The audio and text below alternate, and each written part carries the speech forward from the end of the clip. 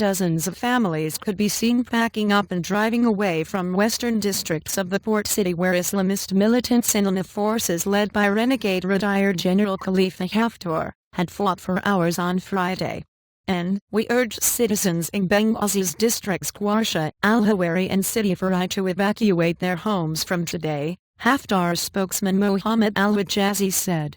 And Friday's violence prompted the Libyan army to declare the no-fly zone after Haftar's forces used at least one helicopter during the fighting, according to a statement on the Chief of Staff's website.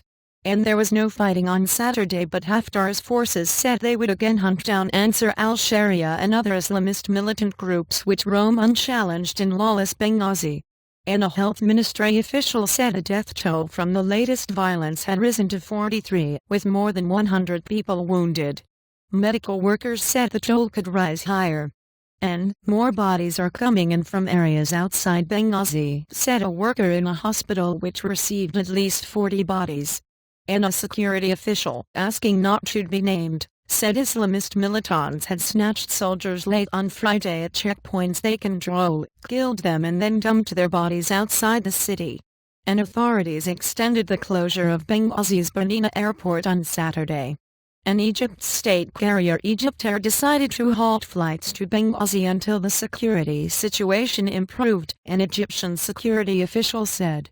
And since the 2011 civil war that ousted Muammar Gaddafi after 42 years of one-man rule, Libya has been unable to impose authority over brigades of former rebels who refuse to disarm and have carved out regional fiefdoms.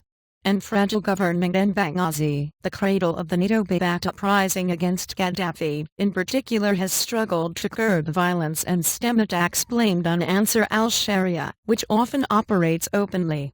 And Washington designates it a terrorist organization.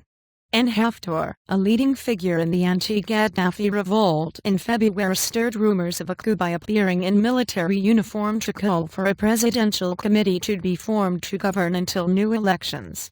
And it was not clear how much support he commands, but it seems likely his forces are drawn from the country's nascent army, which is still in training.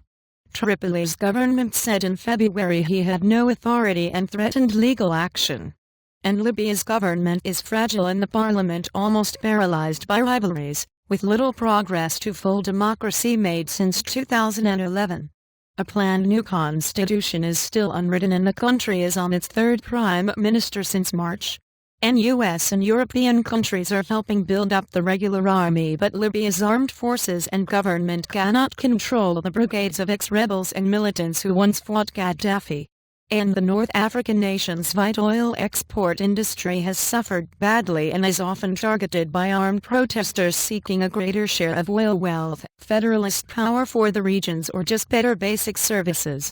And since last summer, armed protesters have repeatedly closed down ports and oil fields, bringing production down to around 200,000 barrels per day from the 1.4 million BPD that the OPEC member state produced before the protests erupted. And, reporting by Faraz Bouzalam, Ahmed Al-Umaimi and Ayman Al-Warfali and Al-Flessing, additional reporting by Shadi Nasrallah in Cairo, writing by Al-Flessing, editing by Sophie